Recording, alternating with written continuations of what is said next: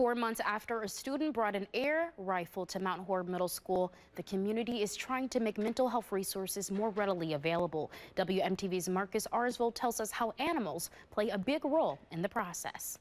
Equine therapy is one way people can try to work on their mental health. Organizers at the annual Wellness Festival put on a demonstration, even showing how riding a horse backward can help you understand your mental health.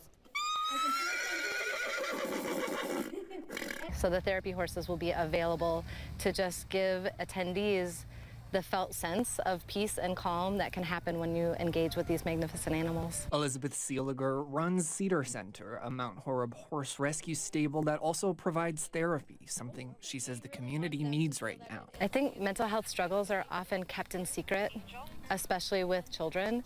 And I think actually witnessing the emotion that's brought up is a really healing thing because it reminds us that we're not alone. During a demonstration, they showed how they would take people out on horses, having them ride backwards, hugging the animal, which they say calms a person's nervous system. I think events like this can really help people connect and find resources in the community.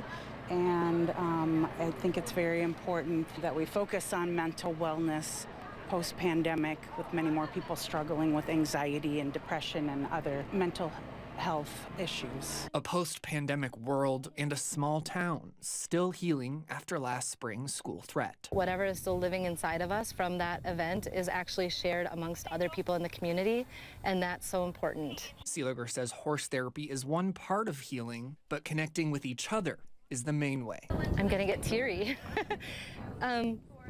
This event is planned by all volunteers. There is no big organization or agency behind this. This is just residents of Mount Horeb who believe in the power of mental health and well-being. This is the second year of the event, but it's the first time it's been at Tyrol Basin because so many people participated in the first one. They're already planning the third one for next September. In the studio, Marcus Arsville, WMTV 15 News.